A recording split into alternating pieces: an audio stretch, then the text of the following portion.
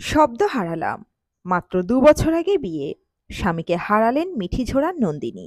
শোকে কাতর টেলিপাড়া। ঠিক কি ঘটেছে বিস্তারিত থাকছে আজকের এই প্রতিবেদনে।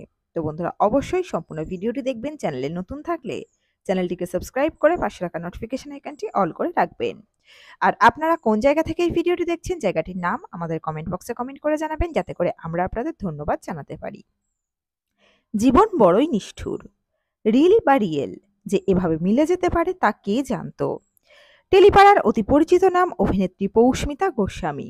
বর্তমানে মিঠিঝোড়া ধারাবাহিকে অভিনয় করছেন পৌষ্মিতা। শুক্রবার মন খারাপ করা খবর পেল ইন্ডাস্ট্রি। অকালেই স্বামীকে হারালেন অভিনেত্রী। দ্বিতীয় বিবাহবার্ষিকীর আগেই স্বামীহারা পৌষ্মিতা। তার স্বামীও ইন্ডাস্ট্রির অতি পরিচিত মুখ। নাম অর্ণব রায়। অ্যাক্রোপলিস এন্টারটেনমেন্টের কার্যনির্বাহী প্রযোজক হিসেবে কাজ করেছেন অর্ণব। টেলিপাড়ার অন্যতম জনপ্রিয় ইপি ছিলেন অর্ণব। তার হাত ধরে উঠে এসেছেন আজকের অনেক নামী টেলি তারকা। অর্ণবের মৃত্যুর খবর মেনেই নিতে পারছেন না টেলিপাড়ার বন্ধুরা। সূত্রের খবর, আচমকা হৃদরোগে আক্রান্ত হয়ে অকালে চলে গেলেন অর্ণব।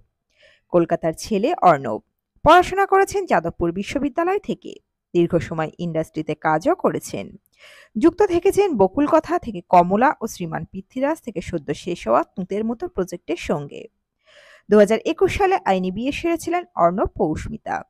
পরের বছর ফেব্রুয়ারিতে ধুমধাম করে ৭ পাক ঘোরেন তারা। বাঘবন্দি খেলা, অগ্নিরূপমা, সাঁঝের বাতি, শ্রীময়ী, রিমলির একাধিক ধারাবাহিকে দেখা মিলেছে পৌষ্মিতার। জানা যায়, সাঁঝের বাতি ধারাবাহিকের সুবাদেই আলাপ হয় দুজনের। সেখান থেকে শুরু এই প্রেমের গল্প। ভালোবেসে পরস্পরের হাতও ধরেছিলেন তারা, কিন্তু দীর্ঘ পথ চলা আর হলো না। অর্ণবের প্রয়াণে শোকস্তব্ধ অগ্নিরূপমার রাঙা বৌখ্যাত অভিনেতা গৌরব লেখেন, এত ভালো মুহূর্ত কাটিয়েছি, এই কদিন আগেই দেখা হলো। আর আজ তুমি নেই, এটা মানতেই পারছি না। আমি যে কি বলবো, আজ শব্দ হারালাম, ভালো থেকো। গৌরবের পোস্টের কমেন্ট বক্সে তার নিরুপমার নায়িকা অর্কজা লেখেন, সত্যি বিশ্বাস হচ্ছে না এখনো। গৌরব জানান, এই মৃত্যুতে তিনি মর্মাহত। কান্নায় ভেঙে পড়েছেন পৌষ্মিতা। অর্কলি জুটির অর্ক অর্থাৎ অভিনেতা নীল চট্টোপাধ্যায় লেখেন, ভালো থেকো অর্ণবদা, কিছুতেই মানতে পারছি না।